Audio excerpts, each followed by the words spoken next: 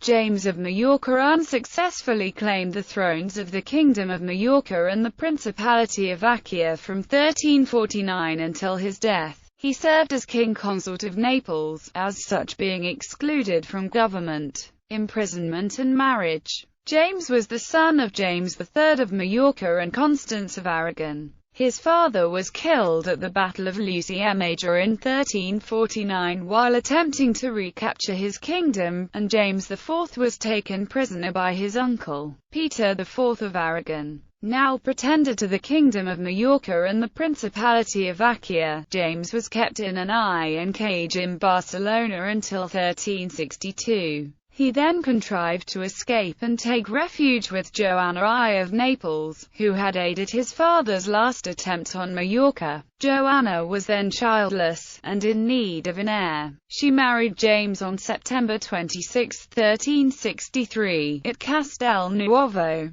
perhaps to avoid the civil strife of Joanna's first two marriages. James was carefully excluded from government of his wife's realm by the marriage contract. However, the marriage proved unsuccessful. The couple had no children, and rarely saw each other. Struggle for Majorca. James was determined to recapture his kingdom, and soon departed to make war on the Kingdom of Aragon. He was defeated and forced to flee to Bordeaux. There he gained the support of Edward the Black Prince, who he hoped would restore him to Majorca after restoring Peter the Cruel in Castile. He joined the invasion of Castile, taking part in the Battle of Nájera. He was stricken with a long and severe illness in Valladolid. Unable to ride, he could not leave the city and was captured by Henry II of Castile. Ransomed by Joanna, he returned to Naples only briefly before setting off again. Henry had launched a war against Peter IV